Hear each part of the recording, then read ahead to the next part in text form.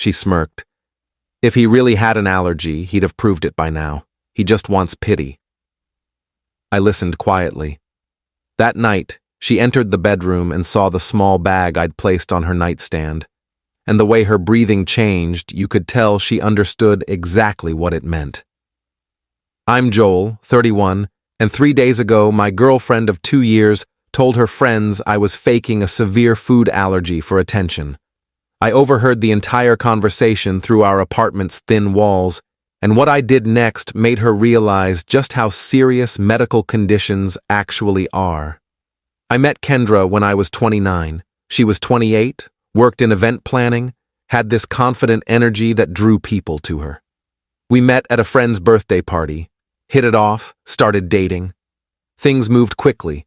We were living together within 8 months. She was fun, spontaneous, always planning the next adventure or dinner party. I liked that about her.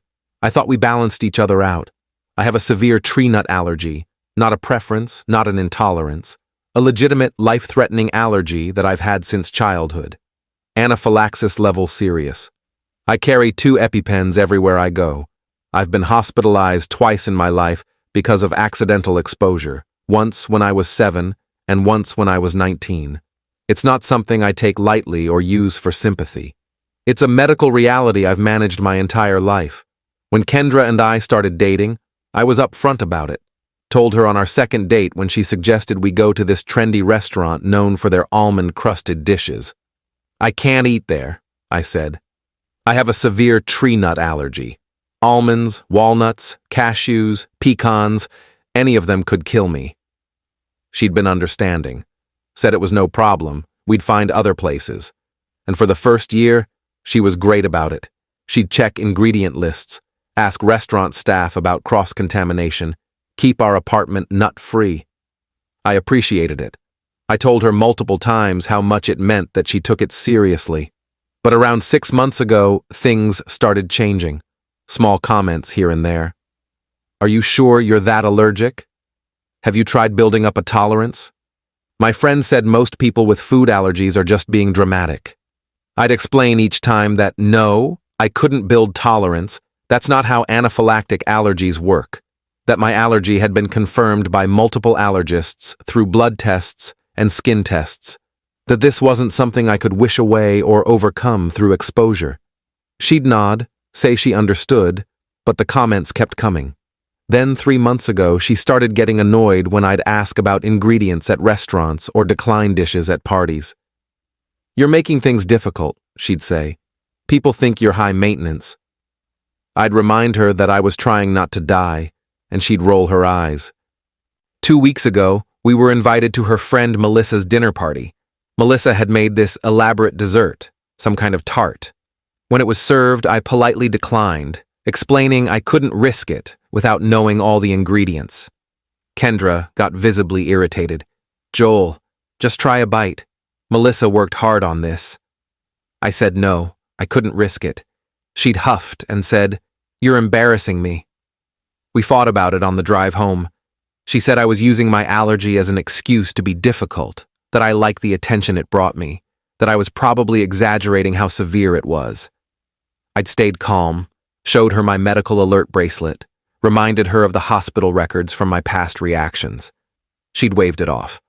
That was years ago. People change. Last Tuesday afternoon, Kendra had friends over. Her core group, Melissa, Jenna, and Caroline. They were in the living room having wine and snacks. I was in our bedroom with the door mostly closed, working on my laptop. Our apartment isn't huge, and the walls are thin. I wasn't trying to eavesdrop, but I could hear their conversation clearly. Melissa brought it up. So, how's Joel doing with his whole nut thing? Kendra laughed. Oh my God, you mean his allergy? Honestly, I think he's making half of it up. What do you mean? Jenna asked. I mean, if he really had this severe, life-threatening allergy, he'd have proved it by now. He'd have had a reaction or something, but he just avoids everything and acts like he's going to die if a cashew gets within 5 feet of him. He just wants pity. They all laughed. Caroline said, That's so annoying. My ex used to do that with gluten. Turned out he was just being trendy. Exactly, Kendra said. I think Joel read about allergies online and decided it made him interesting. It's exhausting. Every restaurant we go to, every party, every meal, it's all about Joel and his special dietary needs. I'm so over it. Have you called him out on it? Melissa asked. I've hinted, but he has all these medical records and doctor's notes. Like, okay, maybe you had some reaction as a kid, but you're a grown man now. Get over it. More laughter.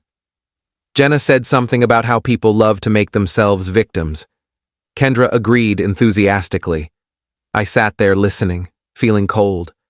This woman I'd been living with, sleeping next to, building a life with, she thought I was faking a medical condition for attention. She'd been mocking me to her friends, making me out to be some dramatic hypochondriac. I didn't confront her that day. I needed to think. That night at dinner, she acted completely normal, asked about my day, talked about plans for the weekend. I responded normally, gave no indication I'd heard anything. But inside, something had shifted. I couldn't unsee what she really thought of me. The next day, Wednesday, I took a long lunch break and went to my allergist's office. Dr. Patterson has been treating me for 15 years. I explained the situation, not the confrontation I was planning, just that I needed comprehensive documentation of my allergy for personal reasons. Joel, you know your allergy is severe, Dr. Patterson said. We have 15 years of records showing consistent positive results on skin tests and blood tests. Your IgE levels for tree nuts are extremely high. You've had 2 documented anaphylactic reactions requiring emergency treatment. There's no question about the severity. I know, but I need it in writing. Everything. Test results, hospital records, the works. Can you compile that for me? She looked concerned. Is someone questioning your allergy? Something like that. She prepared a comprehensive medical report, 10 pages documenting every test, every reaction, every emergency room visit, complete with technical medical terminology and her professional assessment that my allergy was severe, legitimate, and life-threatening. I had her notarize it. I also stopped by a medical supply store and bought something specific, a small training kit that medical professionals use to educate people about using EpiPens. It contained an expired non-functional EpiPen trainer and educational materials about anaphylaxis, the kind of thing schools and community centers use for allergy awareness training. Thursday night, I worked late. Came home around 9 p.m. Kendra was already in bed reading. I said goodnight, took a shower, and then I prepared what I needed. I placed a small bag on Kendra's nightstand.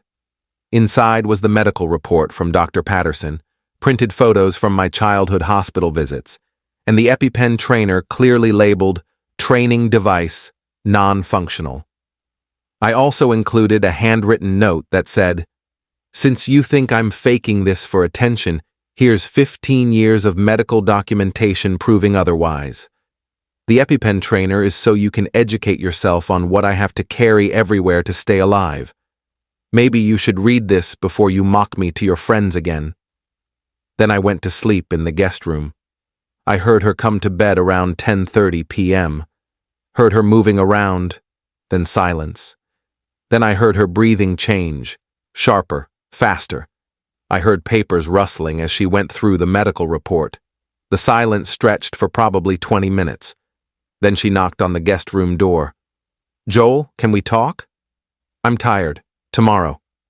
"Joel, please, I saw what you left. I need to explain." "Nothing to explain.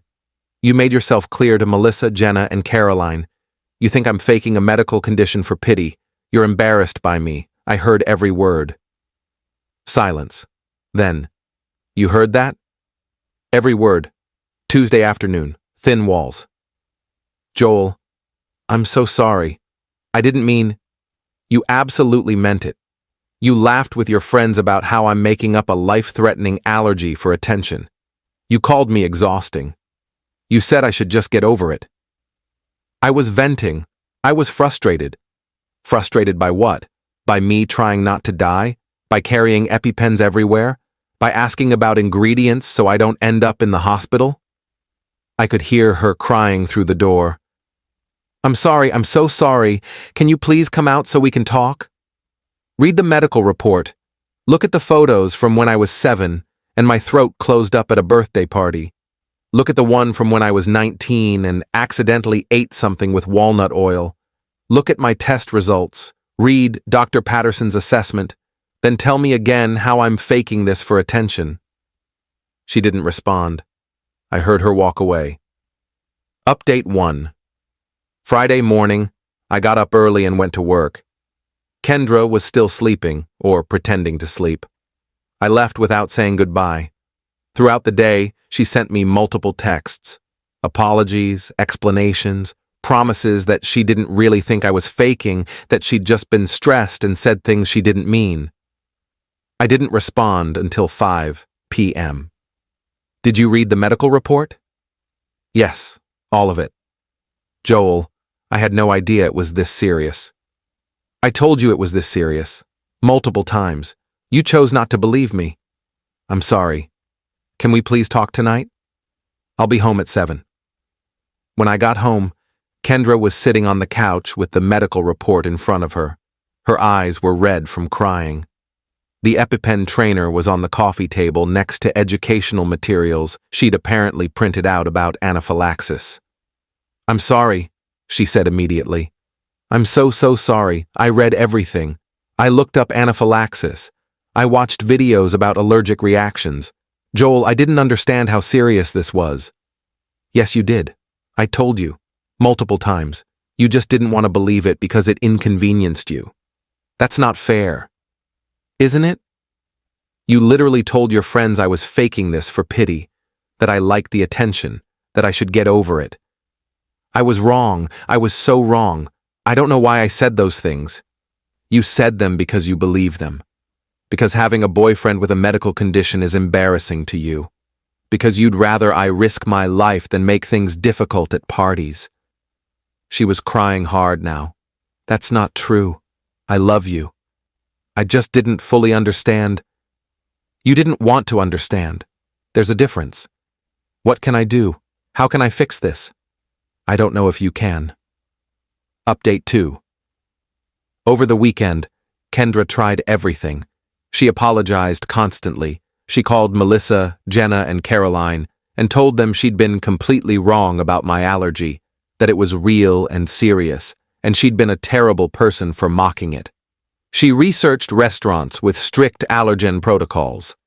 She threw out every item in our kitchen that contained tree nuts, even things that said, may contain traces. I want you to feel safe here, she said Saturday afternoon. I want to prove I take this seriously. It's not about proving it now. It's about the fact that you didn't believe me for months, that you mocked me to your friends, that you called me exhausting. I know. I was awful. But people can change. I can change. Can you? Or are you just embarrassed that you got caught? She couldn't answer that. Sunday night, her mother called me. Kendra had apparently told her parents what happened. Joel, honey, Kendra told me about the misunderstanding. It wasn't a misunderstanding.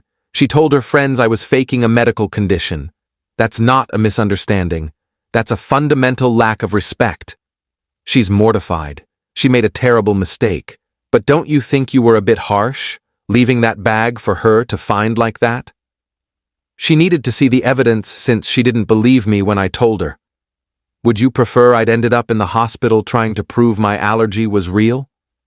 Of course not. I'm just saying, Mrs. Patterson, with respect, your daughter spent months belittling a medical condition that has hospitalized me twice. She laughed about it with her friends. The bag contained medical documentation. I didn't do anything harsh. I showed her facts. She went quiet. You're right. I'm sorry. She was wrong. Update 3. It's been 2 weeks since the nightstand incident. Kendra and I are still living together, but I've moved my things into the guest room. We're in this weird limbo where we're technically still together, but I haven't decided if I can actually forgive her. She's been different. Reading articles about food allergies, asking genuine questions about my medical history, being proactive about checking ingredients. She even found a support group for partners of people with severe allergies and asked if I'd want her to attend meetings. But I can't shake what she said. He just wants pity. Every time I look at her, I hear that voice, that laugh. I hear her friends joining in. I remember months of her rolling her eyes at my medical needs, acting like I was being dramatic. Yesterday, we had our first real conversation since everything happened. "Where do we go from here?" she asked. "I don't know. You spent 2 years with me, knew about my allergy from day one, and still decided I was faking it. What does that say about us?" "It says I was ignorant and selfish. But I'm learning. I'm trying to be better." "You're trying now because you got caught. If I hadn't overheard that conversation, you'd still be mocking me to Melissa and Jenna. You'd still be rolling your eyes when I ask about ingredients." "Maybe, probably. But does that mean I can't change? Does one awful mistake mean we're done?" "It wasn't one mistake.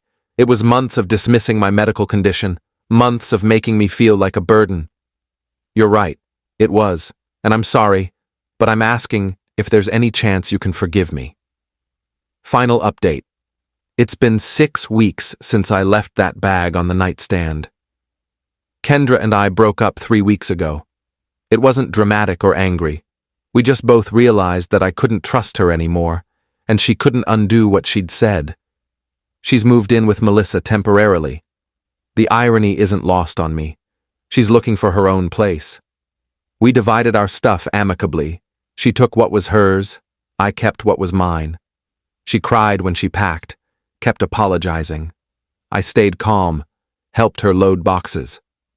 "I really am sorry," she said when she was leaving. "I learned something from this. I'll never dismiss someone's medical condition again." "Good. Learn that lesson. Just learn it somewhere else." She nodded and left. I'm doing okay. The apartment feels emptier, but more peaceful. I'm not constantly worried about being mocked or having to defend my medical reality. I'm just living, managing my allergy like I always have, without someone making me feel guilty about it. A few friends have asked if I was too harsh, if leaving those medical documents was over the top. My answer is no.